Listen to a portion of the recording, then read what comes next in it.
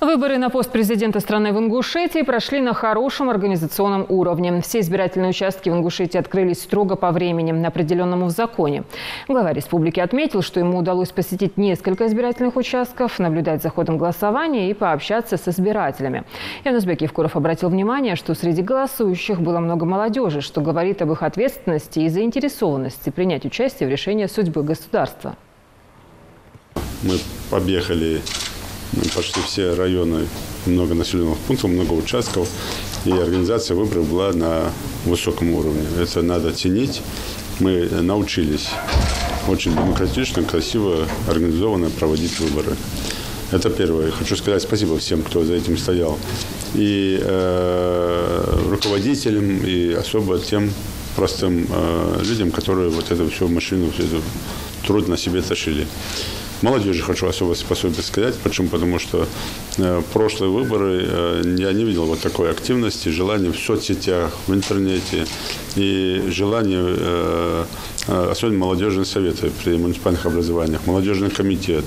Они молодцы, и мне нравится, что наша молодежь, она активно участвует. И она должна активно участвовать не только в выборах поддержки одного из кандидатов в президенты, она должна активно участвовать в выборах всех кандидатов, там, где есть доверенные лица, там есть свои взгляды у людей. И это хорошо. Ну вот сегодня я это ярко увидел и сегодня, и в прошлые дни, в течение недели, как молодежь активно готовилась к выборам, и как молодежь активно сегодня участвовала в этих выборах. И организуется и помощь, и поддержки. Хочу сказать спасибо трудовым коллективам. И не только мои встречи последнюю неделю с трудовым коллективом, но в целом вообще трудовые коллективы молодцы. И мы видели, и организованно шли на выборы. Хочу сказать и совету ТЕИПов нашему, и старшим, старикам нашим, которые мотивировали, организовывали, и на некоторых участках сами уже шли впереди, и за ними шли представители своих родных, близких.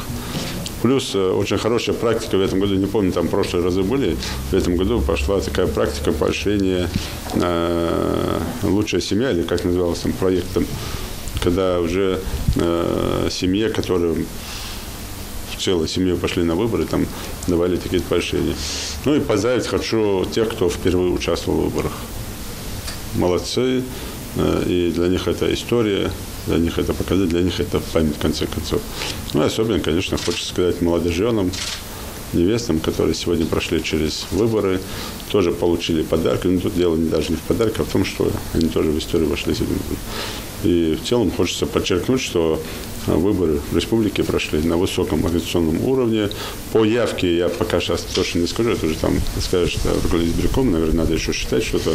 Но самое главное, то, что мы видели сегодня, где мы не были, люди стояли в очереди, явка была более чем высокой.